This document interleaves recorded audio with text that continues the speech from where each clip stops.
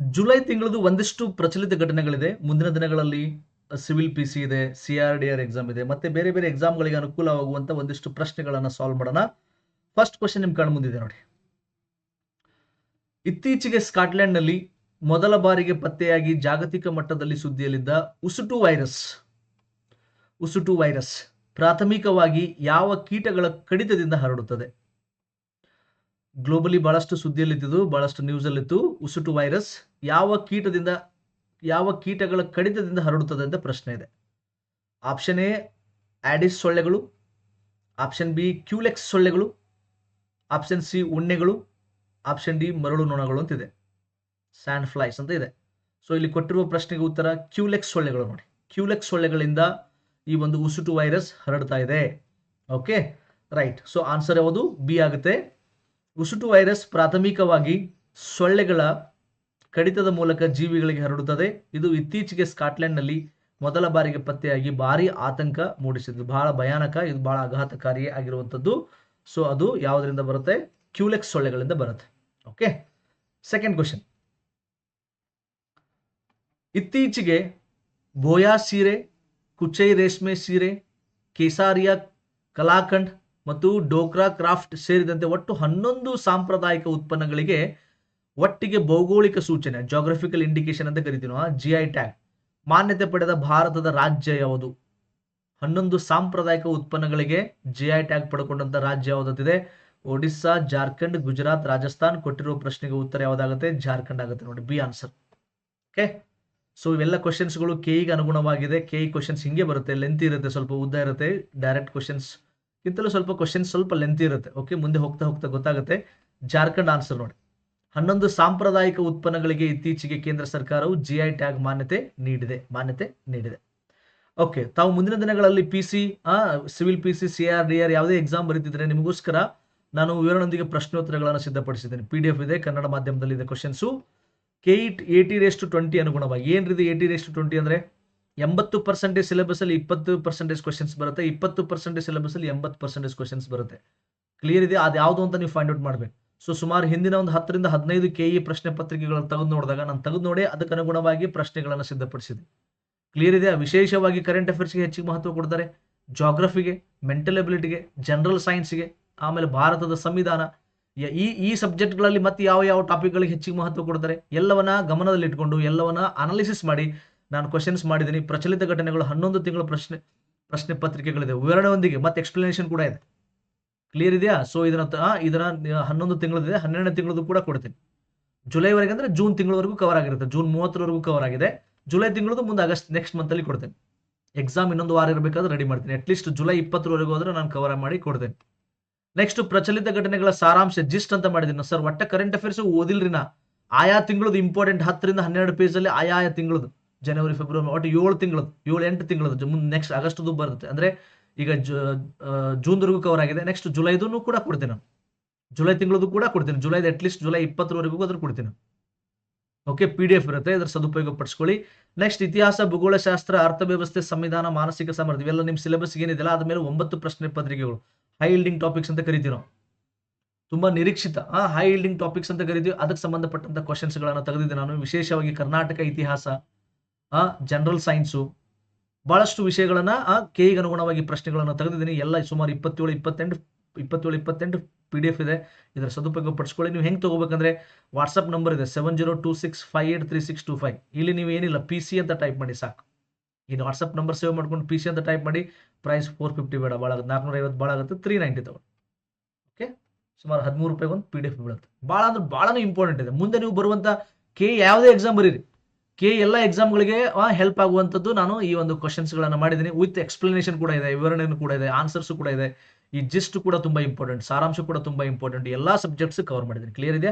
ಇದರ ಸದುಪಯೋಗ ಪಡಿಸ್ಕೊಳ್ಳಿ. ದಯವಿಟ್ಟು ಯಾರು ಕಾಲ್ ಮಾಡಬೇಡಿ, ಜಸ್ಟ್ ವಾಟ್ಸ್ಆಪ್ ಮೆಸೇಜ್ ಮಾಡಿ. PC ಅಂತ ನೀವು ಟೈಪ್ ಮಾಡಿದ್ರೆ ನಾನು ಕ್ವಶನ್ಸ್ ಕಳಿಸ್ತೀನಿ, ನೀವು ನನಗೆ ಫೋನ್ ಪೇ ಮಾಡಿದ್ರೆ ಸಾಕು. 390, ಜಸ್ಟ್ 390. ಓಕೆ, ನೆಕ್ಸ್ಟ್ 3ನೇ ಕ್ವಶನ್. ಜಾಗತಿಕವಾಗಿ ಮುಂಬರುವ ದಿನಗಳಲ್ಲಿ ತೀವ್ರ ಆಹಾರ ಅಭದ್ರತೆ ಎದುರಿಸಬಹುದಾದ ವಲಯಗಳನ್ನು ಗುರುತಿಸುವ ಹಸಿವು ಹಾಟ್ಸ್ಪಾಟ್ಗಳ ವರದಿ, ಹಂಗರ್ ಹಾಟ್ಸ್ಪಾಟ್ ರಿಪೋರ್ಟ್ ಅಂತ ಕರಿತೀವಿ ನಾವು, ಜೂನ್ ಟು ನವೆಂಬರ್ 2026 ಅನ್ನು ಇತ್ತೀಚೆಗೆ ಯಾವ ಸಂಸ್ಥೆಗಳು ಜಂಟಿಯಾಗಿ ಬಿಡುಗಡೆ ಮಾಡಿದೆ? ಅಂದ್ರೆ ಮುಂದಿನ ಈ ಜೂನ್ ಟು ನವೆಂಬರ್ ಅಲ್ಲಿ ಒಂದಿಷ್ಟು ಹಾಟ್ಸ್ಪಾಟ್ಗಳಿದೆ, ಸುಮಾರು ಒಂದು 13 ಹಾಟ್ಸ್ಪಾಟ್ ಇದೆ. ಅಲ್ಲಿ ಹಸಿವಿನ ಬಹಳಷ್ಟು ಸಮಸ್ಯೆ ಉಂಟಾಗುತ್ತೆ ಅಂತ ವರದಿ ಸಿದ್ಧಪಡಿಸಿರುವಂತಹ ಸಂಸ್ಥೆಗಳು ಯಾವಂತಿದೆ. ಸೊ ಇದಕ್ಕೆ ಕೊಟ್ಟಿರೋ ಪ್ರಶ್ನೆಗೆ ಉತ್ತರ ಯಾವ್ದು ಗೊತ್ತಾ? ಇದಕ್ಕೂ ಬಿ ಆಗುತ್ತೆ ಆನ್ಸರ್. ಯಾವ್ದಾಗುತ್ತೆ? ಬಿ ಆಗುತ್ತೆ. ಆಹಾರ ಮತ್ತು ಕೃಷಿ ಸಂಸ್ಥೆ FAO ಮತ್ತು ವಿಶ್ವ ಆಹಾರ ಕಾರ್ಯಕ್ರಮ ಇವ್ರು ಸೇರ್ಕೊಂಡು ಮಾಡಿದ್ದಾರೆ. ಇವೆರಡು ವಿಶ್ವಸಂಸ್ಥೆ ಅಂಗಸಂಸ್ಥೆಗಳು, ಆಹಾರ ಮತ್ತು ಕೃಷಿ ಸಂಸ್ಥೆ ಮತ್ತು ವಿಶ್ವ ಆಹಾರ ಕಾರ್ಯಕ್ರಮ. ನೆನ್ಪಿಟ್ಟುಕೊಳ್ಳಿ, ವೆರಿ ವೆರಿ ಇಂಪಾರ್ಟೆಂಟ್. ಇವ್ರು ಸೇರ್ಕೊಂಡು ಏನ್ ಮಾಡಿದ್ದಾರೆ? ಸೊ ಮುಂದಿನ 6 ತಿಂಗಳಲ್ಲಿ ಬಹಳಷ್ಟು ಹಸಿವಿನ ಸಮಸ್ಯೆ ಉಂಟಾಗುತ್ತೆ ಅಂತ ಹೇಳಿದ್ದಾರೆ. ವಿಶ್ವಸಂಸ್ಥೆಯ ಅಂಗಸಂಸ್ಥೆಗಳಾದ FAO ಮತ್ತು WFP ಜಂಟಿಯಾಗಿ ಪ್ರಕಟಿಸುತ್ತವೆ. ಜೂನ್ ಮತ್ತು ನವೆಂಬರ್ 2026 ನಡುವೆ ಜಗತ್ತಿನ 13 ಪ್ರಮುಖ ಜಾಗತಿಕ ತಾಣಗಳಲ್ಲಿ ತೀವ್ರ ಆಹಾರದ ಅಭದ್ರತೆ ಉಲ್ಬಣಗೊಳ್ಳಲಿದೆ ಎಂದು ವರದಿ ಮಾಡಿದೆ. ನೋಡ್ರಿ, ಯುದ್ಧಗಳು ನಡೀತಾ ಇದೆ ಸಿಕ್ಕಾಪಟ್ಟಿ. ಯುದ್ಧಗಳು, ಬರಗಾಲ, ಆಮೇಲೆ ಹೀಟ್ ವೇವ್ಸು. ಯುರೋಪ್ ಎಲ್ಲ ನೋಡಿರಲ್ಲ ಹೆಂಗಿದೆ ಈಗ. ಭಾರತದಲ್ಲಿ ಬರಗಾಲ, ಆಮೇಲೆ ಯುರೋಪಲ್ಲಿ ಹೀಟ್ ವೇವ್ಸು, ಆಮೇಲೆ ಮಧ್ಯ ಏಷ್ಯಾದಲ್ಲಿ ಯುದ್ಧ, ಮಿಡ್ಲ್ ಈಸ್ಟ್ ಅಲ್ಲಿ ಯುದ್ಧ. ಇವೆಲ್ಲ ಕಾರಣಗಳಿಂದ ಏನಾಗುತ್ತೆ? ಬಹಳಷ್ಟು ಪ್ರದೇಶಗಳಲ್ಲಿ ಊಟಕ್ಕೆ ಗತಿ ಇರಲ್ಲ. ಆ ಥರ ಹಸಿವು ಹಾಟ್ಸ್ಪಾಟ್ಗಳ ಜಾಗತಿಕ ವರದಿಯನ್ನು ಸಿದ್ಧಪಡಿಸಿದ ಸಂಸ್ಥೆಗಳು ಯಾವ ಅಂತ ಕೇಳಿದಾನೆ. ನೆನ್ಪಿಟ್ಕೊಳ್ಳಿ, very very important. Question number 4. ಇತ್ತೀಚೆಗೆ ಮಧ್ಯಪ್ರಾಚ್ಯ ಸಂಘರ್ಷ ಮತ್ತು ಅನಿಶ್ಚಿತತೆಯ ಹಿನ್ನೆಲೆಯಲ್ಲಿ ಜಾಗತಿಕ ಬೆಳವಣಿಗೆಯ ಮುನ್ಸೂಚನೆಯನ್ನ 2.5% ಇಳಿಸಿ ಜಾಗತಿಕ ಆರ್ಥಿಕ ನಿರೀಕ್ಷೆಗಳ ವರದಿ ಗ್ಲೋಬಲ್ ಎಕನಾಮಿಕ್ ಪ್ರಾಸ್ಪೆಕ್ಟ್ಸ್ ರಿಪೋರ್ಟ್ 2026 ಬಿಡುಗಡೆ ಮಾಡಿದ ಅಂತಾರಾಷ್ಟ್ರೀಯ ಸಂಸ್ಥೆ ಯಾವುದು? ಅಂದ್ರೆ ಈ ಒಂದು ವರದಿಯನ್ನು ಸಿದ್ಧಪಡಿಸುವ ಅಂತಾರಾಷ್ಟ್ರೀಯ ಸಂಸ್ಥೆ ಯಾವುದು ಅಂತ ಕೇಳಿದಾನೆ. ಆನ್ಸರ್ ಗೊತ್ತಿದೆ ನಿಮಗೆ? ಇಲ್ಲಿ IMF ಇದೆ, ಇಂಟರ್ನ್ಯಾಷನಲ್ ಮಾನಿಟರಿ ಫಂಡ್ ಅಂತ ಕರಿತೀವಿ, ವರ್ಲ್ಡ್ ಬ್ಯಾಂಕ್ ಇದೆ, ವರ್ಲ್ಡ್ ಟ್ರೇಡ್ ಆರ್ಗನೈಸೇಷನ್ ಇದೆ, ಆಮೇಲೆ ಏಷ್ಯನ್ ಡೆವಲಪ್ಮೆಂಟ್ ಬ್ಯಾಂಕ್ ಇದೆ. ಇಲ್ಲಿ ಆನ್ಸರ್ ಯಾವುದಪ್ಪ ಅಂದ್ರೆ ವಿಶ್ವ bank. Okay, global economic prospects report 2026 ಇದು ಬಿಡುಗಡೆ ಮಾಡಿರುವಂತಹ ಸಂಸ್ಥೆ ವಿಶ್ವಸಂಸ್ಥೆ, ವರ್ಲ್ಡ್ ಬ್ಯಾಂಕ್. ನೆನಪಿಟ್ಕೊಳ್ಳಿ. Okay, B answer. 2026 ಜಾಗತಿಕ ಬೆಳವಣಿಗೆಯ ಮುನ್ಸೂಚನೆಯನ್ನ 2.5% ಇಳಿಸಿದೆ. ಜಾಗತಿಕ ಬೆಳವಣಿಗೆಯ ಮುನ್ಸೂಚನೆ ಡೌನ್ ಆಗ್ತಿದೆ, ಹಿಂಜರಿಕೆ ಆಗ್ತಿದೆ. ನೋಡಿ, ಅದಕ್ಕೆ ನಾವು ಜಾಗತಿಕ ಆರ್ಥಿಕ ಹಿಂಜರಿತ ಅಂತ ಕರಿತೀವಿ. ಜಾಗತಿಕ ಆರ್ಥಿಕ ಹಿಂಜರಿತ. ಸವಾಲುಗಳ ನಡುವೆಯೂ ಭಾರತವು ವಿಶ್ವದ ಅತ್ಯಂತ ವೇಗವಾಗಿ ಬೆಳೆಯುತ್ತಿರುವ ಪ್ರಮುಖ ಆರ್ಥಿಕತೆಯಾಗಿ ಮುಂದುವರಿಯಲಿದ್ದು. ನೋಡಿ, ಜಾಗತಿಕವಾಗಿ ಹಿಂಜರಿತ ಇದ್ದರೂ ಭಾರತಕ್ಕೆ ಏನು ಸಮಸ್ಯೆ ಇಲ್ಲ, ಭಾರತ ವೇಗವಾಗಿ ಓಡಲಿದೆ ಅಂತ ಹೇಳಿದೆ ಈ ಒಂದು ವರ್ಲ್ಡ್ ಬ್ಯಾಂಕು. 2026-27 ಹಣಕಾಸು ವರ್ಷದಲ್ಲಿ ಭಾರತದ GDP 6.6% ಬೆಳೆಯುವ ನಿರೀಕ್ಷೆ ಇದೆ ಎಂದು ವರದಿ ಅಂದಾಜಿಸಿದೆ. Okay, right. All right, next question. ಭಾರತದ ಅತ್ಯಂತ ಮಹತ್ವಾಕಾಂಕ್ಷೆಯ ಯೋಜನೆಯಾದ ದೇಶದ ಮೊದಲು 8 ಪಥದ 8 ಲೇನ್ ಅಂತ ಕರೆದರೆ ವನ್ಯಜೀವಿ ಸುರಂಗ ಮಾರ್ಗವನ್ನು ಕೆಳಭಾಗದಲ್ಲಿ ನಿರ್ಮಿಸಲಾಗುತ್ತಿರುವ ಮುಕುಂದ್ರ ಬೆಟ್ಟಗಳ ಹುಲಿ ಮೀಸಲು ಪ್ರದೇಶ ಮುಕುಂದ್ರ ಹಿಲ್ಸ್ ಟೈಗರ್ ರಿಸರ್ವ್ ಯಾವ ರಾಜ್ಯದಲ್ಲಿದೆ ಅಂತಿದೆ. ಮುಕುಂದರ್ ಅಥವಾ ಮುಕುಂದ್ರ ಯಾವ ರಾಜ್ಯದಲ್ಲಿದೆ ನೋಡಿ. ಇದು ಎಷ್ಟು ಆಶ್ಚರ್ಯ ಅಂದ್ರೆ ಇದು ನೀವು ನೆನ್ಪಿಟ್ಕೊಳ್ಬೇಕು. ದೇಶದ ಮೊದಲ ಅಂತಿದೆ. ಇಂಥವು ಬಹಳ ಕ್ವಶನ್ ಕೇಳ್ತಾನೆ. ದೇಶದ ಮೊದಲು 8 ಪಥದ ವನ್ಯಜೀವಿ ಸುರಂಗ ಮಾರ್ಗ. ಇದು ಯುರೋಪಲ್ಲೆಲ್ಲ ಇತ್ತು. ಈಗ ಹೈವೇ ರೋಡ್ ಮಾಡಿರ್ತಾರೆ, ಕಾಡಲ್ಲೆಲ್ಲ ಹೈವೇ ರೋಡ್ ಇರುತ್ತೆ. ಪ್ರಾಣಿಗಳು ಆ ಕಡೆಯಿಂದ ಈ ಕಡೆಯಿಂದ ಆ ಕಡೆ ದಾಟುವಾಗ ಬಹಳಷ್ಟು ಹ್ಯೂಮನ್ ಆನಿಮಲ್ ಕಾನ್ಫ್ಲಿಕ್ಟ್ಸ್ ಅಂತ ಕರಿತೀವಿ ನಾವು. ಸಂಘರ್ಷ, ಮಾನವ ಮತ್ತು ಈ ಒಂದು ವನ್ಯಜೀವಿಗಳ ಸಂಘರ್ಷ ಅಂತ ಕರಿತೀವಿ. ಸತ್ತು ಹೋಗ್ಬಿಡ್ತವೆ. ಯಾಕಂದ್ರೆ ಗೊತ್ತಾಗಲ್ಲ, ಗಾಡಿಗಳು ಬರೋದೆಲ್ಲ ಗೊತ್ತಾಗಲ್ಲ. ಸೊ ಅದಕ್ಕೆ ಅವುಗಳಿಗೋಸ್ಕರನೇ ಅಂತೇಳಿ ಏನ್ ಮಾಡ್ತಾರೆ, ರೋಡ್ ಮೇಲೆ ಕೆಳಗಡೆ ಆ ಕಾಡಿಂದ ಈ ಕಾಡಿಗೆ ಹೋಗ್ಬೇಕಾದ್ರೆ ರೋಡ್ ಕ್ರಾಸ್ ಮಾಡ್ಬೇಕಾದ್ರೆ ಕೆಳಗೆ ಸುರಂಗ ಮಾಡೋದು, ಅಂದ್ರೆ ಒಂಥರ ಬ್ರಿಡ್ಜ್ ತರ ಮಾಡೋದು. ಇದು ಯುರೋಪಲ್ಲೆಲ್ಲ ಇತ್ತು, ಈ ಭಾರತದಲ್ಲೂ ಕೂಡ ಮಾಡ್ತಾ ಇದ್ದಾರೆ. ಸೊ ವನ್ಯಜೀವಿಗಳನ್ನ ರಕ್ಷಣೆ ಮಾಡೋಗೋಸ್ಕರ 8 ಪಥದ ಅಂದ್ರೆ ಮೇಲ್ಗಡೆ ರೋಡು, ಕೆಳಗಡೆ ಹಿಂಗೆ ಆ ಕಾಡಿಂದ ಈ ಕಡೆ ರೋಡ್ ಕ್ರಾಸ್ ಮಾಡೋಂಗೆ ಆರಾಮ್ಸೆ ಯಾವುದೇ ಅಡೆತಡೆ ಇಲ್ಲದೆ ಪ್ರಾಣಿಗಳು ಈ ಕಡೆಯಿಂದ ಆ ಕಡೆ ಪಾಸ್ ಮಾಡೋಂಗೆ ಅವಕಾಶ ಮಾಡಿಕೊಟ್ಟಿದ್ದಾರೆ. ಅದು ನಮ್ಮ ದೇಶದ ಮೊದಲ ಯೋಜನೆ, ದೇಶದ ಮೊದಲ ಯೋಜನೆ ಅಂತ ಬಂದಿದೆ. ಸೊ ಇದು ಈ ಬೆಟ್ಟಗಳ ಹುಲಿ ಮೀಸಲು ಪ್ರದೇಶ ಮುಕುಂದರ್ ಹಿಲ್ ಟೈಗರ್ ರಿಸರ್ವ್ ಯಾವ ರಾಜ್ಯದಲ್ಲಿ ಇದೆ ಅಂತ ಪ್ರಶ್ನೆ ಕೇಳಿದಾನೆ. ಸೊ ಆನ್ಸರ್ ಇದಕ್ಕೆ ರಾಜಸ್ಥಾನ್. ಎ ಉತ್ತರ ನೋಡಿ. ಇದು ಇಂಪಾರ್ಟೆಂಟ್ ಇದೆ ನೋಡಿ, ನೆನ್ಪಿಟ್ಕೊಳ್ಳಿ. ಇನ್ನು ನಿರ್ಮಾಣ ಹಂತದಲ್ಲಿದೆ.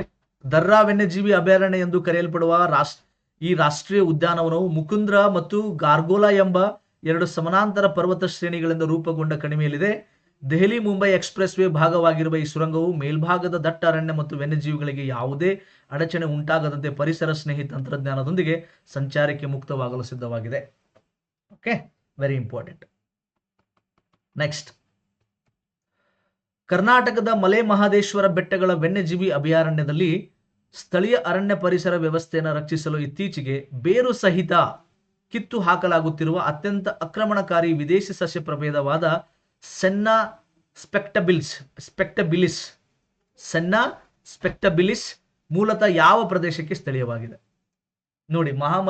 ಈ ಒಂದು ಮಲೆ ಮಹಾದೇಶ್ವರಿಗೆ ಒಂದು ಸಸ್ಯ ಕಾಡ್ತದೆ, ಅಂದ್ರೆ ಬಹಳಷ್ಟು ವೇಗವಾಗಿ ಬೆಳೀತಾ ಇದೆ, ಬೇರೆ ಸಸ್ಯಗಳಿಗೆ ಅದು ಅವಕಾಶ ಮಾಡಿಕೊಡ್ತಿಲ್ಲ. ಅದು ಯಾವುದಪ್ಪ ಅಂದ್ರೆ ಸೆನ್ನಾ ಸ್ಪೆಕ್ಟಬಿಲಿಸ್ ಅಂತೇಳಿ.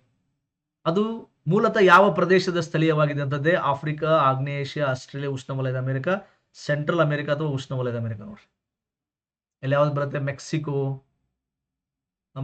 ಬರುತ್ತೆ, ನೆಕ್ಸ್ಟ್ ಕೊಲಂಬಿಯಾ ಬರುತ್ತೆ, ವೆನಿಜುವಲಾ, ಆ ಪ್ರದೇಶ ವೆನಿಜುವಲಾ, ನೆಕ್ಸ್ಟ್ ಕೆರೆಬಿಯನ್ ದ್ವೀಪಗಳು,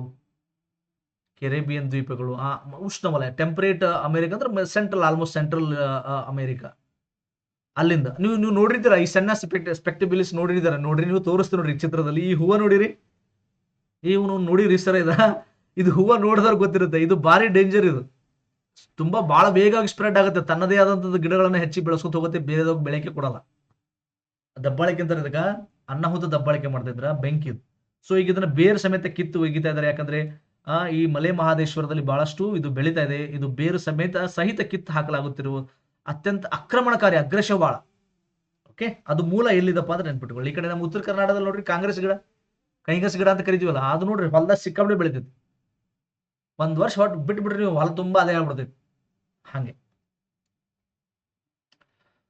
ದೇಶದ ಗ್ರಾಮೀಣ ಭಾಗದ ಸ್ಥಳೀಯ ಸಂಸ್ಥೆಗಳಲ್ಲಿ ಮಹಿಳಾ ಸುರಕ್ಷತೆ, ಘನತೆ ಮತ್ತು ಲಿಂಗ ಸಮಾನತೆಯನ್ನು ಉತ್ತೇಜಿಸಲು ಪುರುಷ ಚುನಾಯಿತ ಪ್ರತಿನಿಧಿಗಳನ್ನ ಸಂವೇದನಾಶೀಲಗೊಳಿಸುವ ಗುರಿ ಹೊಂದಿರುವ ನಿರ್ಭಯ್ ಚೇತನ ರಾಷ್ಟ್ರೀಯ ಉಪಕ್ರಮವನ್ನು ಇತ್ತೀಚೆಗೆ ಯಾವ ಕೇಂದ್ರ ಸಚಿವಾಲಯ ಪ್ರಾರಂಭಿಸಿತು ಅಂತಿದೆ. ಈಗ ಫಾರ್ ಎಕ್ಸಾಂಪಲ್, ಈಗ ಸ್ಥಳೀಯ ಸಂಸ್ಥೆ ಅಂದ್ರೆ ಈಗ ಗ್ರಾಮ ಪಂಚಾಯತಿ ಆಗಿರ್ಬೋದು, ಮುನ್ಸಿಪಾಲಿಟೀಸ್, ಎಲ್ಲರ ಒಟ್ಟು ಸ್ಥಳೀಯ ಸಂಸ್ಥೆಗಳಲ್ಲಿ ಆ ಹೆಣ್ಣು ಮಕ್ಕಳ ಸುರಕ್ಷತೆ ಮತ್ತು ಘನತೆ ಮತ್ತು ಲಿಂಗ ಸಮಾನತೆಯನ್ನು ಕಾಪಾಡಲು ಪುರುಷರಿಗೆ ಏನಪ್ಪಾ ಅಂದ್ರೆ ಸಂವೇದನಾಶೀಲಗೊಳಿಸಲು, ಅದನ್ನ ಸೆನ್ಸಿಟಿವ್ ಮಾಡಲು, ಅಂದ್ರೆ ಪುರುಷರಿಗೆ ಒಂದಿಷ್ಟು ತಿಳಿಸ್ಕೊಡೋದು, ಅದಕ್ಕೊಂದು ಕಾರ್ಯಕ್ರಮ ಹಾಕಿಕೊಂಡಿದೆ ಕೇಂದ್ರ ಸರ್ಕಾರ, ನಿರ್ಭಯ್ ಚೇತನ ಅಂತ ಹೇಳಿ. ಅಲ್ಲಿನ ಮಹಿಳೆಯರಿಗೆ ಸುರಕ್ಷಿತವಾಗಿ ಘನತೆಯಿಂದ ಕೆಲಸ ಮಾಡೋದಕ್ಕೆ ಪುರುಷ ಒಂದು ಪ್ರತಿನಿಧಿಗಳಿಗೆ, ಚುನಾಯಿತ ಪ್ರತಿನಿಧಿಗಳಿಗೆ ಒಂದಿಷ್ಟು ಅವೇರ್ನೆಸ್ ಕ್ರಿಯೇಟ್ ಮಾಡೋದು ಅಂತ ಒಂದು ಕಾರ್ಯಕ್ರಮದ ಹೆಸರು ನಿರ್ಭಯ ಚೇತನ. ಇದು ನಿರ್ಭಯ ಚೇತನ ಇದು ಯಾವ ಕೇಂದ್ರ ಸಚಿವಾಲಯ? ನೀವು ಗೆಸ್ ಮಾಡಬಹುದು. ಸ್ಥಳೀಯ ಸರ್ಕಾರ ಅಂದ್ರೆ ಯಾವ್ದು ಬರುತ್ತೆ? ಪಂಚಾಯತ್ ರಾಜ್ ಸಚಿವಾಲಯ. ಆನ್ಸರ್ ನೀವು ಕಾಮನ್ ಸೆನ್ಸ್ ಯೂಸ್ ಮಾಡಬಹುದು. ಪಂಚಾಯತ್ ರಾಜ್ ಸಚಿವಾಲಯ ಆನ್ಸರ್ ಯಾವ್ದ್ರಿ? ಡಿ. ಓಕೆ, ಇದನ್ನ ನೀವು ಒಂದ್ಸಲ ನೋಡ್ಕೊಳ್ಳಿ. ಜೂನ್ 17-19ರವರೆಗೆ 3 ದಿನಗಳ ಕಾಲ ನಿರ್ಭಯ ಚೇತನ ತರಬೇತುದಾರ ತರಬೇತಿ ಕಾರ್ಯಕ್ರಮವನ್ನು ಯಶಸ್ವಿಯಾಗಿ ಆಯೋಜಿಸಿತು. ಈ ಯೋಜನೆ ಮುಖ್ಯ ಉದ್ದೇಶವೆಂದರೆ ಪಂಚಾಯತ್ ಮಟ್ಟದಲ್ಲಿರುವ ಪುರುಷ ಜನಪ್ರತಿನಿಧಿಗಳಲ್ಲಿ ಮಹಿಳೆಯರ ಹಕ್ಕುಗಳು ಮತ್ತು ಸುರಕ್ಷತೆಯ ಬಗ್ಗೆ ಜಾಗೃತಿ ಮೂಡಿಸುವುದಾಗಿದೆ. ಇದು 11 ಮಾರ್ಚ್ 2026 ಪ್ರಾರಂಭಿಸಲಾದ ಬೃಹತ್ ನಿರ್ಭಯ ರಹೋ ಅಭಿಯಾನದ ಒಂದು ಪ್ರಮುಖ ಭಾಗವಾಗಿದೆ. ಓಕೆ, ಜೂನ್ 17-19 ಮಾಡಿದ್ದಾರೆ. ಆಲ್ರೆಡಿ ಟ್ರೈನಿಂಗ್ ಸೆಷನ್ ಮಾಡಿದ್ದಾರೆ. ನೆಕ್ಸ್ಟ್, ಭಾರತ ಸರ್ಕಾರದ ಅಧಿಕೃತ ಅಂಕಿಅಂಶಗಳ ನೀತಿ ನಿರೂಪಣೆ ಮತ್ತು ಮಾನದಂಡಗಳನ್ನು ನಿಗದಿಪಡಿಸುವ ಉನ್ನತ ಸಂಸ್ಥೆಯಾದ ರಾಷ್ಟ್ರೀಯ ಅಂಕಿಅಂಶ ಆಯೋಗದ NSC ಅಂತ ಕರೀತಾರೆ, ನ್ಯಾಷನಲ್ ಸ್ಟ್ಯಾಟಿಸ್ಟಿಕಲ್ ಕಮಿಷನ್ ಹೊಸ ಅಧ್ಯಕ್ಷರಾಗಿ ಇತ್ತೀಚೆಗೆ ಯಾರು ನೇಮಕಗೊಂಡಿದ್ದಾರೆ? ಇದು ಇಂಪಾರ್ಟೆಂಟ್. ನ್ಯಾಷನಲ್ ಸ್ಟ್ಯಾಟಿಸ್ಟಿಕಲ್ ಕಮಿಷನ್ ಹೊಸ ಅಧ್ಯಕ್ಷರು ಯಾರಪ್ಪ ಅಂದ್ರೆ ಮಾಧವನ್ ಮುಕುಂದ್ ಅಲ್ಲ, ಸುಭರತ್ ದಾಸ್ ಅಲ್ಲ, ಸತ್ಯೇಂದ್ರ ಬಹದ್ದೂರ್ ಸಿಂಗ್ ಅಲ್ಲ, ಇಲ್ಲಿ Saibal Chattopadhyay. C answer, doctor Saibal Chattopadhyay ಅದರ ಅಧ್ಯಕ್ಷರು. ಇವರು ಉಳಿದವರೆಲ್ಲ ಸದಸ್ಯರಿದ್ದಾರೆ ನೋಡ್ರ, ಸುಭರತ್ ದಾಸ್, ಸತ್ಯೇಂದ್ರ ಬಹದ್ದೂರ್ ಮತ್ತು ಮಾಧವನ್ ಮುಕುಂದ್ ಅವರನ್ನ ಆಯೋಗದ ನೂತನ ಸದಸ್ಯರನ್ನಾಗಿ ನೇಮಕ ಮಾಡಲಾಗಿದೆ. ಇವರು ಉಳಿದವರೆಲ್ಲ ಸದಸ್ಯರು, ಆದರೆ ಡಾಕ್ಟರ್ ಸೈಬಲ್ ಚಟ್ಟೋಪಾಧ್ಯಾಯ ಅಧ್ಯಕ್ಷರು. ನೆನ್ಪಿಟ್ಟು ಗೊತ್ತಿಲ್ಲ, ವೆರಿ ಇಂಪಾರ್ಟೆಂಟ್. ಜೂನ್ 2026ರಲ್ಲಿ ಭಾರತದ ಆರ್ಥಿಕತೆ ಮತ್ತು ಜಾಗತಿಕ ವ್ಯಾಪಾರದ ಪ್ರವೃತ್ತಿಗಳನ್ನು ವಿಶ್ಲೇಷಿಸುವ ಟ್ರೇಡ್ ವಾಚ್ ತ್ರೈಮಾಸಿಕ ಅಥವಾ ಟ್ರೇಡ್ ವಾಚ್ ಕ್ವಾರ್ಟರ್ಲಿ ವರದಿಯ 8ನೇ ಆವೃತ್ತಿಯನ್ನ ನವದೆಹಲಿಯಲ್ಲಿ ಬಿಡುಗಡೆ ಮಾಡಿದ ಸಂಸ್ಥೆ ಯಾವುದು ಅಂತಿದೆ ನೋಡಿ. ಭಾರತದ ಆರ್ಥಿಕತೆ, ಇಂಡಿಯನ್ ಎಕಾನಮಿ ಮತ್ತು ಜಾಗತಿಕ ವ್ಯಾಪಾರದ ಪ್ರವೃತ್ತಿ ಅಂದ್ರೆ ಟ್ರೆಂಡಿಂಗ್. ನಿಮ್ದು ಬಟ್ಟೆ ಡ್ರೆಸ್ ಟ್ರೆಂಡಿಂಗ್ ಎಲ್ಲ ಚೇಂಜ್ ಆಗಿದಲ್ರಿ. ನೀವು ಎಂತ ಡ್ರೆಸ್ ಹಾಕೋತೀರಿ? ಈಗ ಜೀನ್ಸ್ ಪ್ಯಾಂಟು ಮೊಳಕಲ್ ಬಲ್ ನಾಯಿ ತಿಂದಿರ್ತೈತಿ, ಹರಿದಿರ್ತೈತಿ, ಎಲ್ಲಿ ಬೇಕಲ್ಲಿ ಹರಿದಿರ್ತೈತಿ. ಕೂದಲ ಹಿಂಗೆ ಸ್ಪೈಕ್ ಮಾಡ್ಕೊಂಡು ತಲೆ ಖಾರದ ಪುಡಿ ಇಲ್ಲ ಅರ್ಶಿಣ ಪುಡಿ ಹಾಕೊಂಡು ಜಾತ್ರೆಗೆ ದೊಡ್ಡದೊಂದು ಚಸ್ಮಾ ತಗೊಂಡು ಹೋಗ್ತಿರ್ತಿರಲ್ಲ. ನೀವಲ್ಲ, ಬೇರೆ ಹುಡುಗ, ನೀವಲ್ಲ ಬೇರೆಯವರು ಯಾರು ಮಾಡ್ತಾರ ಅವ್ರಿಗೆ. ಟ್ರೆಂಡಿಂಗ್, ಜಾಗತಿಕ ವ್ಯಾಪಾರದ ಟ್ರೆಂಡಿಂಗ್ ಹೆಂಗಿದೆ, ಯಾವ ಜಾಸ್ತಿ ಡಿಮ್ಯಾಂಡ್ ಇದೆ, ಯಾವ ಸಪ್ಲೈ ಹೆಚ್ಚಿದೆ, ಹಿಂಗೆ ಟ್ರೆಂಡಿಂಗ್. ಸೊ ಇದಕ್ಕೆ ಸಂಬಂಧಪಟ್ಟಂತ ಒಂದು ವರದಿಯನ್ನ 8ನೇ ಆವೃತ್ತಿಯನ್ನ ನವದೆಹಲಿಯಲ್ಲಿ ಬಿಡುಗಡೆ ಮಾಡಿದ ಸಂಸ್ಥೆ ಯಾವುದಂತಿದೆ? Reserve bank of India, NITI Aayog, ಕೇಂದ್ರ ವಾಣಿಜ್ಯ ಮತ್ತು ಕೈಗಾರಿಕೆಗಳ ಸಚಿವಾಲಯ, ಭಾರತೀಯ ಕೈಗಾರಿಕಾ ಒಕ್ಕೂಟ, ನೀತಿ ಆಯೋಗ ರೀ ಆನ್ಸರ್. ನೀವು ಈ ನೀತಿ ಆಯೋಗ ಬಿಟ್ಟು ನೀವು ಆನ್ಸರ್ ಮಾಡಲಿಲ್ಲ. Very very important. B answer. Okay, next June 2026ರಲ್ಲಿ ಬಿಡುಗಡೆಯಾದ S&P ಗ್ಲೋಬಲ್ ರೇಟಿಂಗ್ಸ್ ಸಂಸ್ಥೆಯ ಎಕನಾಮಿಕ್ ಔಟ್ಲುಕ್ ಏಷ್ಯಾ ಪೆಸಿಫಿಕ್ 2026 ವರದಿಯ ಪ್ರಕಾರ ಪ್ರಸ್ತುತ 2026-27ನೇ ಹಣಕಾಸು ವರ್ಷಕ್ಕೆ ಭಾರತದ ಒಟ್ಟು ದೇಶೀಯ ಉತ್ಪನ್ನದ ಅಂದ್ರೆ GDP ಬೆಳವಣಿಗೆ ಮುನ್ಸೂಚನೆಯನ್ನು ಎಷ್ಟು ಶೇಕಡಕ್ಕೆ ಇಳಿಸಿದೆ, ಅಂದ್ರೆ 26-27ರ GDP ಎಷ್ಟಿದೆ ಅಂತ. ಮುಂದಿನ ಬೆಳವಣಿಗೆ ಮುನ್ಸೂಚನೆ ಎಷ್ಟು ಕಮ್ಮಿ ಆಗುತ್ತೆ ಅಂತಂದ್ರೆ ಎಷ್ಟಕ್ಕೆ ಇಳಿಯುತ್ತಂದ್ರೆ 6.6 ಇಳಿಯುತ್ತೆ ನೋಡಿ. B answer, very important. S&P global ratings ಅವ್ರು ಕೊಟ್ಟಿರುವಂತ ಒಂದು ಮುನ್ಸೂಚನೆ ಬೆಳವಣಿಗೆ, ಈ GDP ಬೆಳವಣಿಗೆ ಮುನ್ಸೂಚನೆ ಎಷ್ಟು ಶೇಕಡಾಕ್ಕೆ ಇಳಿಸಿದೆ ಅಂದ್ರೆ 6.6%. ಕ್ಲಿಯರ್ ಇದೆ? ಸೊ ನೀವು ಇದು ಈ ಒಂದು ಎಕ್ಸ್ಪ್ಲನೇಷನ್ ಓದ್ಕೋಬಹುದು ವಿಡಿಯೋನ ಪಾಸ್ ಮಾಡ್ಕೊಂಡು.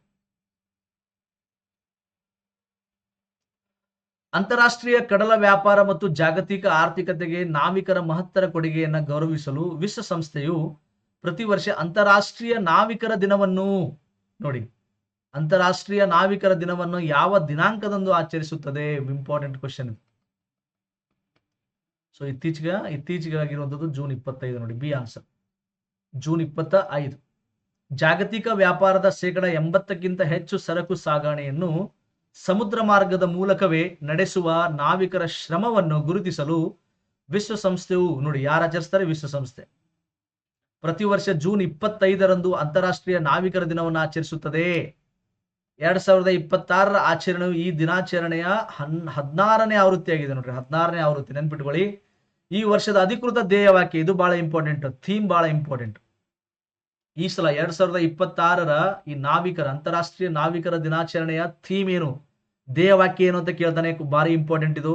ವಿಶ್ವ ವ್ಯಾಪಾರವನ್ನ ಸಾಗಿಸುವುದು, ಅಪಾಯಗಳನ್ನು ಹೊತ್ತುಕೊಳ್ಳುವುದು ಅಂತ ಅರ್ಥ. ನ್ಯಾವಿಗೇಟಿಂಗ್ world trade bearing the risks. ಗೊತ್ತಾಯ್ತಾ? ಇಂಗ್ಲಿಷ್ ನೆನ್ಪಿಟ್ಕೊಳ್ಳಿ. ನಾಳೆ ಏನ್ ಮಾಡ್ಬಿಡ್ತಾನೆ, ಹಿಂಗೆ ಬರೀತಾನ, ನ್ಯಾವಿಗೇಟಿಂಗ್ ಈ ತರ ಬರೆದು ಬಿಡ್ತಾರ. ಗೂಗಲ್ ಟ್ರಾನ್ಸ್ಲೇಟ್ ಮಾಡ್ತಾರೆ question paper. ನ್ಯಾವಿಗೇಟಿಂಗ್ world trade bearing the risk. Okay, ಒಟ್ಟು ವಿಶ್ವ ವ್ಯಾಪಾರ ನಡೆಸೋದು, ಅಪಾಯಗಳನ್ನ, ರಿಸ್ಕ್ಗಳನ್ನ, ಅವುಗಳನ್ನ ಸಹಿಸ್ಕೊಂಡು ಹೋಗೋದು ಅಂತ ಅರ್ಥ. ಕ್ಲಿಯರ್ ಇದೆಯಾ? ಎಸ್. ಇತ್ತೀಚೆಗೆ ಬಿಡುಗಡೆಯಾದ 2026ರ ಅಖಿಲ ಭಾರತ ಹುಲಿ ಅಂದಾಜು ವರದಿಯಲ್ಲಿ ಹುಲಿಗಳ ಸಂಖ್ಯೆಯಲ್ಲಿ ಬಲವಾದ ಬೆಳವಣಿಗೆಯನ್ನು ದಾಖಲಿಸಿ ಸುದ್ದಿಯಲ್ಲಿರುವ ಪ್ರಸಿದ್ಧ ಅಮ್ರಾಬಾದ್ ಹುಲಿ ಅಭಯಾರಣ್ಯ ಯಾವ ರಾಜ್ಯದಲ್ಲಿದೆ? ಅಮ್ರಾಬಾದ್ ಟೈಗರ್ ರಿಸರ್ವ್ ಯಾವ ರಾಜ್ಯದಲ್ಲಿದೆ ಅಂತ ಪ್ರಶ್ನೆ. ಯಾಕಂದ್ರೆ ಇತ್ತೀಚೆಗೆ ಹುಲಿಗಳ ಸಂಖ್ಯೆ ಬಹಳಷ್ಟು ಬೆಳವಣಿಗೆ ಆಗಿದೆ. ಅದು ಅಮ್ರಾಬಾದ್, ಸಿಕಂದರಾಬಾದ್, ಹೈದರಾಬಾದ್, ಎಲ್ಲಿ ಬರುತ್ತೆ? ತೆಲಂಗಾಣ. C answer. ಕ್ಲಿಯರ್ ಇದೆಯಾ? ಅಮ್ರಾಬಾದ್ ಹುಲಿ ಮೀಸಲು ಪ್ರದೇಶವು ತೆಲಂಗಾಣ ರಾಜ್ಯದಲ್ಲಿದೆ. ಇತ್ತೀಚೆಗೆ ನಡೆದ 2026ರ ರಾಷ್ಟ್ರೀಯ ಹುಲಿ ಗಣತಿಯಲ್ಲಿ ಇಲ್ಲಿ ಹುಲಿಗಳ ಸಂಖ್ಯೆ ಗಣನೀಯವಾಗಿ ಹೆಚ್ಚಿರುವುದು ಪತ್ತೆಯಾಗಿರುವುದರಿಂದ ಇದು ಪ್ರಸ್ತುತ ವಿದ್ಯಮಾನಗಳಲ್ಲಿ ಸುದ್ದಿಯಲ್ಲಿದೆ. ಈ ಅಭಯಾರಣ್ಯವು ಪೂರ್ವ ಘಟ್ಟಗಳ ಪ್ರಸಿದ್ಧ ನಲ್ಲಮಲ ಬೆಟ್ಟಗಳ ವಲಯದಲ್ಲಿ ಬರುತ್ತದೆ. ನಲ್ಲಮಲ ಹಿಲ್ಸ್ ಅಲ್ಲಿ ಬರುತ್ತೆ. ನಲ್ಲಮಲ ಹಿಲ್ಸ್ ನೆನ್ಪಿಟ್ಟುಕೊಳ್ಳಿ, ವೆರಿ ಇಂಪಾರ್ಟೆಂಟ್. ದಕ್ಷಿಣ ಅಮೆರಿಕದ ಪ್ರಮುಖ ರಾಷ್ಟ್ರವಾದ ವೆನಿಜುವೆಲಾದಲ್ಲಿ ಸಂಭವಿಸಿದ ವಿನಾಶಕಾರಿ ಸರಣಿ ಭೂಕಂಪಗಳ ಸಂತ್ರಸ್ತರಿಗೆ ಸಹಾಯ ಮಾಡಲು ಭಾರತ ಸರ್ಕಾರವು ಅಧಿಕೃತವಾಗಿ ಪ್ರಾರಂಭಿಸಿರುವ ತುರ್ತು ಮಾನವೀಯ ಮತ್ತು ವಿಪತ್ತು ಪರಿಹಾರ ಕಾರ್ಯಾಚರಣೆಯ ಹೆಸರೇನು? Humanitarian assistance and disaster relief ಹೆಸರೇನು ಅಂತ. ಆಪರೇಷನ್ ದೋಸ್ತ್, ಆಪರೇಷನ್ ಕರುಣಾ, ಆಪರೇಷನ್ ಅಮಿಸ್ಟ್ಯಾಡ್, ಆಪರೇಷನ್ ಮೈತ್ರಿ ಅಂತಿದೆ. ಸೊ ಇಲ್ಲಿ ಉತ್ತರ ಯಾವ್ದಾಗುತ್ತೆ? ಸಿ ಆಗುತ್ತೆ. ಆಪರೇಷನ್ ಅಮಿಸ್ಟ್ಯಾಡ್. ಅಮಿಸ್ಟ್ಯಾಡ್ ಅಂದ್ರೆ ಫ್ರೆಂಡ್ಶಿಪ್ ಅಂತ ಅರ್ಥ, ಸ್ನೇಹ. ಆಪರೇಷನ್ ಸ್ನೇಹ ಅಂತ ಅರ್ಥ. ಇದು ಸ್ಪ್ಯಾನಿಷ್ ಭಾಷೆ. ಓಲಾ ಓಲಾ ಓಲಾ ಅಂತ ಕೇಳಿರಲ್ರಿ? ಓಲಾ ಊಬರ್ ಅಲ್ಲ. ಓಲಾ ಅಂದ್ರೆ ನಮಸ್ತೆ, ಹಲೋ ಅನ್ನಂಗೆ ಸ್ಪ್ಯಾನಿಷ್ ಭಾಷೆಯಲ್ಲಿ. ಹಾಗೆ ಸ್ಪ್ಯಾನಿಷ್ ಭಾಷೆಯಲ್ಲಿ ವೆನಿಜುವೆಲಾದಲ್ಲಿ ಸ್ಪ್ಯಾನಿಷ್ ಬಹಳ ಮಾತಾಡ್ತಾರೆ. ಅಮಿಸ್ಟ್ಯಾಡ್ ಅಂದ್ರೆ ಸ್ನೇಹ ಅಥವಾ ಫ್ರೆಂಡ್ಶಿಪ್ ಅಂತ ಅರ್ಥ, ಫ್ರೆಂಡ್ಶಿಪ್. ಆಪರೇಷನ್ ಅಮಿಸ್ಟ್ಯಾಡ್. ಆಪರೇಷನ್ ಅಮಿಸ್ಟ್ಯಾಡ್ ವೆನಿಜುವೆಲಾವನ್ನ ಅಪ್ಪಳಿಸಿದ ವಿನಾಶಕಾರಿ ಸತತ ಭೂಕಂಪಗಳಿಗೆ ತಕ್ಷಣವೇ ಸ್ಪಂದಿಸಿರುವ ಭಾರತ ಆಪರೇಷನ್ ಅಮಿಸ್ಟ್ಯಾಡ್ ಎಂಬ ವಿಶೇಷ ತುರ್ತು ಮಾನವೀಯ ಕಾರ್ಯಾಚರಣೆಯನ್ನು ಪ್ರಾರಂಭಿಸಿದೆ. ಸ್ಪ್ಯಾನಿಷ್ ಭಾಷೆಯಲ್ಲಿ ಅಮಿಸ್ಟ್ಯಾಡ್ ಎಂದರೆ ಸ್ನೇಹ, ದೋಸ್ತಿ ಎಂದರ್ಥ. ಈ ಕಾರ್ಯಾಚರಣೆಯ ಅಡಿಯಲ್ಲಿ ಭಾರತೀಯ ವಾಯುಸೇನೆ ಮತ್ತು ನೌಕಾಸೇನೆಯ ಮೂಲಕ ವೆನಿಜುವೆಲಾಕ್ಕೆ ಅಗತ್ಯ ವೈದ್ಯಕೀಯ ಸಾಮಗ್ರಿ, ಪರಿಹಾರ ತಜ್ಞರು ಮತ್ತು ಜೀವರಕ್ಷಕ ಅಗತ್ಯ ವಸ್ತುಗಳನ್ನು ಕಳಿಸಿಕೊಡಲಾಗಿದೆ. Next question number 14. ಇತ್ತೀಚೆಗೆ ರಾಜ್ಯ ವಿಧಾನಸಭೆಯಲ್ಲಿ ಏಕರೂಪ ನಾಗರಿಕ ಸಂಹಿತೆ ಮಸೂದೆಯನ್ನು ಮಂಡಿಸಲು ನಿರ್ಧರಿಸಿರುವ ಮೂಲಕ ಸ್ವಾತಂತ್ರ್ಯದ ನಂತರ ಭಾರತದಲ್ಲಿ ಯುಸಿಸಿ ಜಾರಿಗೊಳಿಸುವ ನಿಟ್ಟಿನಲ್ಲಿ ಹೆಜ್ಜೆ ಇಡುತ್ತಿರುವ 4ನೇ ರಾಜ್ಯ ಎಂಬ ಹೆಗ್ಗಳಿಕೆಗೆ ಪಾತ್ರವಾಗುತ್ತಿರುವ ರಾಜ್ಯ ಯಾವುದು ಅಂತಿದೆ. ಯುಸಿಸಿ ಅಂದ್ರೆ ಗೊತ್ತಾಗುತ್ತೆ ನಿಮಗೆ, ಯೂನಿಫಾರ್ಮ್ ಸಿವಿಲ್ ಕೋಡ್ ಅಂತ ಕರಿತೀವಿ, ಏಕರೂಪ ನಾಗರಿಕ ಸಂಹಿತೆ ಅಂತ ಕರೀತಾರೆ. ಹಂಗಂದ್ರೆ ಏನ್ರಿ, ಒಂದು ನಾಗರಿಕ ಸಂಹಿತೆ ಅಂತ ಬರುತ್ತೆ, ಹೌದಾ, ಇನ್ನೊಂದು ಅಪರಾಧ ಸಂಹಿತೆ ಅಂತ ಬರುತ್ತೆ. ಅಪರಾಧ ಸಂಹಿತೆ ಅಂದ್ರೆ ಏನ್ರಿ, ಕ್ರಿಮಿನಲ್ ಕೋಡ್ ಅಂತಾರೆ ಇದಕ್ಕೆ, ಕ್ರಿಮಿನಲ್ ಕೋಡ್ ಅಂತಾರೆ ಇದಕ್ಕೆ, ಸಿವಿಲ್ ಕೋಡ್ ಅಂತಾರೆ ಇದಕ್ಕೆ. ಕ್ರಿಮಿನಲ್ ಕೋಡ್ ಅಂದ್ರೆ ಏನ್ರಿ, ಮರ್ಡರ್ ಮಾಡೋದು, ಹಾಫ್ ಮರ್ಡರ್, ಕೊಲೆ ಮಾಡೋದು ಎಲ್ಲ ಒಂದೇ, ಕೊಲೆ, ಹಾಫ್ ಮರ್ಡರ್, ಕಳ್ಳತನ, ಇವೆಲ್ಲ ಏನಾಗುತ್ತೆ ಅಪರಾಧ ಸಹಿಸ. ಇದು ಎಲ್ಲರಿಗೂ ಒಂದೇ ಇದೆ ಭಾರತದಲ್ಲಿ. ನೀವು ಹಿಂದೂ, ಕ್ರೈಸ್ತ, ಮುಸ್ಲಿಮ, ಮಹಿಳೆ, ಪುರುಷ ಬೇಕಾದರೂ ಇರ್ರಿ, ಎಲ್ಲರಿಗೂ ಒಂದೇ ತರ ಕಾನೂನು. ಒಂದು ಮರ್ಡರ್ಗೆ 10 ವರ್ಷ ಅಂದ್ರೆ ಎಲ್ಲರಿಗೂ ಅನ್ವಯಿಸುತ್ತದೆ. ಆದ್ರೆ ಸಿವಿಲ್ ಕೋಡ್ ಬರೋಣ, ಈಗ ನಾಗರಿಕ ಸಂಹಿತೆ ಬಂದ್ರೆ, ಈಗ ಮದುವೆ ವಿಚ್ಛೇದನಗಳು, ಆಸ್ತಿ ಪಾಸ್ತಿ ಹಂಚಿಕೆ, ಇವೆಲ್ಲ ನಾಗರಿಕ ಸಂಹಿತೆಯಲ್ಲಿ ಬರುತ್ತೆ. ಇದು ಒಂದೇ ತರ ಏನಾಗಿಲ್ಲ, ಹಿಂದೂಗಳಿಗೆ ಬೇರೆ ಇದೆ, ಮುಸ್ಲಿಮರಿಗೆ ಬೇರೆ ಇದೆ, ಕ್ರಿಸ್ತರಿಗೆ ಬೇರೆ ಇದೆ, ನಮ್ಮ ದೇಶದಲ್ಲಿ ಬೇರೆ ಬೇರೆ ಇದೆ. ನಾಗರಿಕ ಸಂಹಿತೆ ಒಂದೇ ಇಲ್ಲ. ಇದನ್ನ ಒಂದೇ ಮಾಡ್ರಿ ಅಂತ ನಮ್ಮ ಸಂವಿಧಾನದಲ್ಲಿ ಹೇಳಲಾಗಿದೆ. ರಾಜ್ಯ ನಿರ್ದೇಶಕ ತತ್ವಗಳಲ್ಲಿ ಇದ್ರ ಬಗ್ಗೆ ಇದೆ. ಆಮೇಲೆ ಈಗ ಪ್ರೆಸೆಂಟ್ ಮೋದಿ ಸರ್ಕಾರದ ಪ್ರಣಾಳಿಕೆಯಲ್ಲೂ ಕೂಡ ಇದೆ, ನಾವು ದೇಶಾದ್ಯಂತ ಯುಸಿಸಿ ಅನ್ನು ತಗೊಂಡು ಬರ್ತೀವಿ ಅಂತ ಹೇಳಿದ್ದಾರೆ.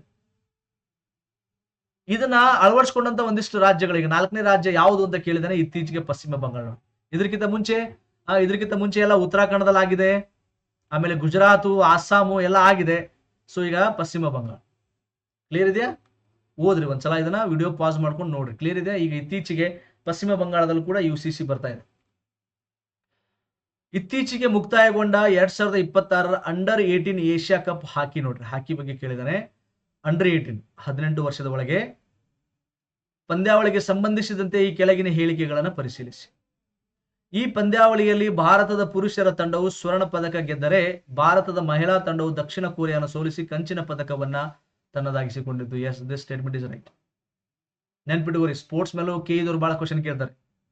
ಈ ಗೆಲುವಿನೊಂದಿಗೆ ಭಾರತದ ಪುರುಷರ ಅಂಡರ್ 18 ಹಾಕಿ ತಂಡವು ಏಷ್ಯಾ ಕಪ್ ಇತಿಹಾಸದಲ್ಲಿ ಒಟ್ಟು 3ನೇ ಬಾರಿಗೆ ಚಾಂಪಿಯನ್ ಪಟ್ಟ ಅಲಂಕರಿಸಿದೆ. ಎಸ್, ಸರಿ ಇದೆ, ಎರಡು ಸರಿ. ಈ ಪಂದ್ಯಾವಳಿಯ ಕಂಚಿನ ಪದಕದ ಪಂದ್ಯದಲ್ಲಿ ಮಲೇಷ್ಯಾ ತಂಡವು ಪಾಕಿಸ್ತಾನವನ್ನು ಸೋಲಿಸಿ 3ನೇ ಸ್ಥಾನ ಪಡೆಯಿತು. ಇಲ್ಲಿ ಮಲೇಷ್ಯಾದಲ್ಲಿ ಪಾಕಿಸ್ತಾನ ಆಗ್ಬೇಕು, ಪಾಕಿಸ್ತಾನದಲ್ಲಿ ಮಲೇಷ್ಯಾ ಆಗ್ಬೇಕು ಅಂದ್ರೆ ಕರೆಕ್ಟ್ ಆಗುತ್ತೆ. ಕ್ಲಿಯರ್ ಇದೆಯಾ? ಸೊ 3 ತಪ್ಪಿದೆ. ಹೀಗಾಗಿ ಇಲ್ಲಿ ಕೊಟ್ಟಿರೋ ಪ್ರಶ್ನೆಗೆ ಆನ್ಸರ್ ಯಾವುದು? 1 ಮತ್ತು 2 ಮಾತ್ರ. 1 ಮತ್ತು 2 ಮಾತ್ರ ನೋಡಿ ಆನ್ಸರ್, 1 ಮತ್ತು 2 ಮಾತ್ರ. ಕ್ಲಿಯರ್ ಇದೆಯಾ? ಇಲ್ಲಿ ಇದನ್ನ ಎಕ್ಸ್ಪ್ಲನೇಷನ್ ಕೂಡ ಕೊಟ್ಟಿದ್ದೀನಿ, ಇದನ್ನ ನೋಡ್ಕೊಳ್ಳಿ. ಸೊ ಐ ಹೋಪ್ ಇಷ್ಟು ಕ್ವಶನ್ಸ್ ಆಯ್ತು ಅನ್ಕೋತೀನಿ. ಆ ಒಂದು ಟೆಸ್ಟ್ ಸೀರೀಸ್ ಕೊಟ್ಟಿದ್ದಿಲ್ಲ, 7026583625 ನಂಬರ್ಗೆ ವಾಟ್ಸಪ್ ಮಾಡಿ, PC ಅಂತ ಮಾಡಿ.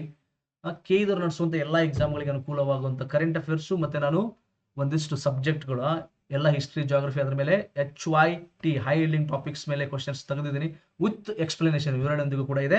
390 ರೂಪೀಸ್ ಆಗುತ್ತೆ. ನನಗೆ ವಾಟ್ಸಪ್ ಅಲ್ಲಿ ಮೆಸೇಜ್ ಹಾಕಿ ನಾನು ನಿಮಗೆ ಕಳಿಸ್ತೇನೆ. ರೈಟ್, ಮತ್ತೆ ಒಂದಿಷ್ಟು ಪ್ರಚಲಿತ ಘಟನೆಗಳು ಕ್ವಶನ್ಸ್ ಮತ್ತೆ ತಗೊಂಡು ಬರ್ತೀನಿ, ಆಯ್ತಾ, ನೆಕ್ಸ್ಟ್ ವಿಡಿಯೋದಲ್ಲಿ. ಥ್ಯಾಂಕ್ ಯು, ಧನ್ಯವಾದ.